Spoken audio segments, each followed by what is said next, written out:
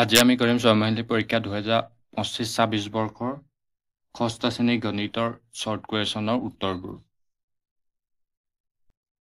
প্ৰথম প্ৰশ্নটো কৈছে যে 48,48,00,000 সংখ্যাটো আন্তৰ্জাতিক পদ্ধতিত অংকৰে লিখিলে হ'ব। এইকেইটাৰ ভিতৰত কোনটো সংখ্যা হ'ব? এইটো চিটো হ'ব, সেইকাৰণে আমি ইয়াত ঘৰটো চি সংখ্যাটো দিম। 2 নম্বৰটো কৈছে 100 মিলিয়ন মানে আমি জানো যে 100 মিলিয়নত থাকে 1000 লাখ, তেতিয়াহ'লে চিত আছে, আমি ইয়াত দিম চিটো।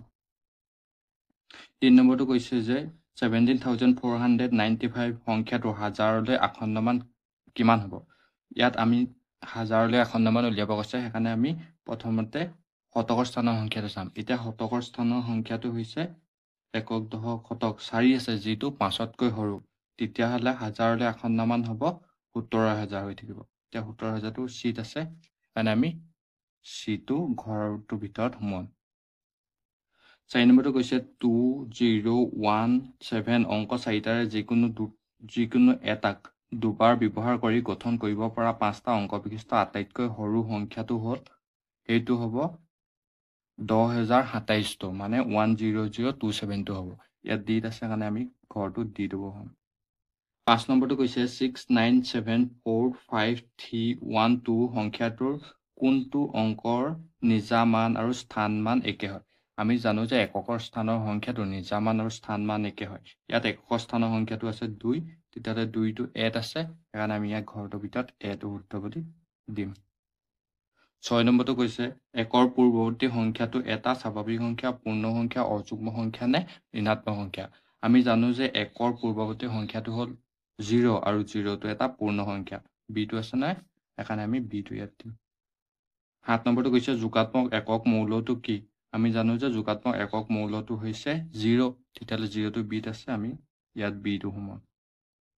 8 নম্বৰটো কৈছে 349,246 সংখ্যাটোত থকা 4 দুটাৰ স্থান মানৰ পাৰ্থক্য হ'ল মানে কি উলিয়াব কৈছে। এতিয়া এই সংখ্যাটোৰ স্থান মান হ'ব, এই 4টো আছে একক, দশক, শতক, হাজাৰ, অযুতৰ স্থানত আছে, মানে এই 4টো, তেতিয়াহ'লে এই 4টোৰ স্থান মান হ'ব 4 অযুত বা 40,000। ঠিক তেনেদৰে ইয়াত আৰু এটা এই 4টোৰ স্থান মান হ'ব একক, দশক, মানে 4টো দশকৰ স্থানত আছে, তেতিয়াহ'লে এই 4টোৰ স্থান মান হ'ব 40। এতিয়া পাৰ্থক্য উলিয়াবলৈ হ'লে ডাঙৰটোৰ পৰা সৰুটো বিয়োগ কৰা। এতিয়া 40,000ৰ পৰা 40টো বিয়োগ কৰিলে হ'ব 39,960। এতিয়া 39,960টো এত আছে, তেতিয়াহ'লে এটো শুদ্ধ। 9 নম্বৰটো দিছে বৃত্তৰ সমমিতি অক্ষৰ সংখ্যা হ'ল, আমি জানো যে বৃত্তৰ সমমিতি অক্ষৰ সংখ্যা হ'ল অসংখ্য। অসংখ্যটো ডিত আছে, সেইকাৰণে আমি ডিটো দিম। 10 নম্বৰটো দিছে এটা ত্ৰিভুজৰ এটালৈতকৈ বেছি সমমিতি অক্ষৰ থাকিলে ত্ৰিভুজটো হ'ব, আমি জানো যে সেইটো এটা সমবাহু ত্ৰিভুজ হ'ব, তেতিয়াহ'লে সমবাহু ত্ৰিভুজটো ডিত আছে, কাৰণে আমি দিম ডিটো। 11 নম্বৰটো দিছে তলৰ ভগ্নাংশবোৰৰ ভিতৰত অপ্ৰকৃত ভগ্নাংশটো কি?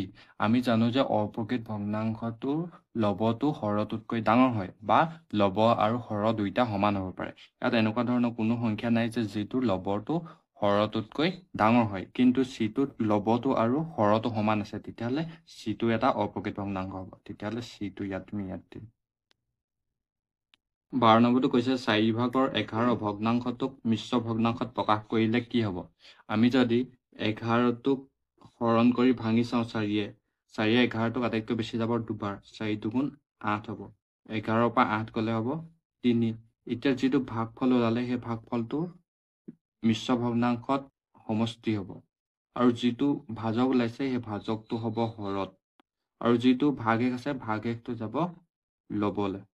তেতিয়াহ'লে 4/11 ভগ্নাংশটোক যদি আমি মিশ্ৰ ভগ্নাংশলৈ নিওঁ, তেতিয়া হ'ব 2/4/3। ইয়াত 2/4/3টো চিত আছে, তেতিয়াহ'লে শুদ্ধটো হ'ব চিটো। 13 নম্বৰটো কৈছে -5 প্লাছ -5 যোগ কৰিলে কি হ'ব? আমি যদি ইয়াক কৰি চাওঁ, -5 প্লাছ -5, এতিয়া ইয়াক কৰি চালে -5টো নামি আহিব। এতিয়া এই প্লাছটোৱে মাইনাছটোৱে পূৰণ কৰিলে হ'ব প্লাছে মাইনাছে -5 হ'ব। এতিয়া -5 আৰু -5 যদি কৰোঁ, তেতিয়া হ'ব -10 হ'ব। এতিয়া -10টো চিটোত আছে, তেতিয়াহ'লে শুদ্ধ উত্তৰটো হ'ব চিটো। 14 নম্বৰটো কৈছে -56ৰ পৰৱৰ্তী সংখ্যাটো কি? এতিয়া আমি যদি ইয়াক যদি সংখ্যা ৰেখাত পাতি লওঁ, এতিয়া সংখ্যা ৰেখাত -53 -54 -55 -56 -57 -58 পৰিব মানে মাইনাছত ক্ৰমান্বয়ে সংখ্যাবোৰ কমি কমি গৈ থাকে এতিয়া আমাক কৈছে যে -56 পৰৱৰ্তী সংখ্যাটো পৰৱৰ্তী মানে পাছৰ সংখ্যাটো -56 টো আছে ইয়াত -56 পাছৰ সংখ্যাটো আছে -55 -55 b টো আছে তেতিয়াহ'লে b টোৰ শুদ্ধ হ'ব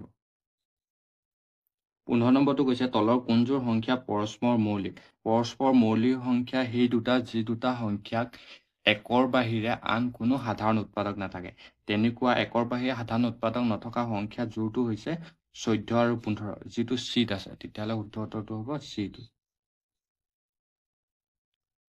16 নম্বৰটো কৈছে if a is a factor of b then the HCF of a and b is মানে ইয়াত কৈছে যে a টো যদি b এটা উৎপাদক হয় তেনেহলে a আৰু b গসাগু কি হ'ব তেতিয়াহলে যদি a b উৎপাদক হয় তেতিয়াহলে a আৰু b গসাগু হ'ব a এতিয়া a টো আছে a টো তেতিয়াহলে আমি ইয়াত দিম a 17 নম্বৰটো কৈছে the smallest composite number is ইয়াত কৈছে যে আটাইতকৈ সৰু যৌগিক সংখ্যাটো কি আমি জানো যে আটাইতকৈ সৰু যৌগিক সংখ্যাটো 4 যিটো d টোত আছে উত্তৰটো হ'ব d 18 নম্বৰটো কৈছে যে the fraction equivalent to 6/9 with numerator 54 is ইয়াত কৈছে যে 54 লবৰ বিশিষ্ট 6/9 ৰ সমতুল্য বা সমমান ভগ্নাংশ কোনটো আমি 64 লবৰ বিশিষ্ট ভগ্নাংশ ইয়াত উত্তৰত দুটা দেখিছো কি আছে 54/81 আছে আৰু 54/72 আছে এই দুটা ভিতৰতে এটা 6/9 ৰ সমতুল্য ভগ্নাংশ হ'ব এতিয়া আমি কৰি চালে ওলাব এতিয়া ইয়াত কৈছে যে 6/9 ৰ সমতুল্য ভগ্নাংশৰ লবটো আছে 54 তেতিয়াহলে আমি 6/9 ৰ লব সংখ্যাটো 54 পাতি ললো এতিয়া 6 লগত কি এটা সংখ্যা পূৰণ কৰিলে 54 হ'ব 6 লগত 9 সংখ্যাটো পূৰণ কৰিলে 54 হ'ব যেহেতু 9 টো ওপৰত পাতিছো তেতিয়াহলে তলতো কি কৰিব লাগিব 9 টো পূৰণ কৰিব লাগিব এতিয়া 9 লগত 9 পূৰণ কৰিলে হ'ব 9 9 গুণ 81 তেতিয়াহলে 6/9 ৰ সমতুল্য ভগ্নাংশটো হ'ল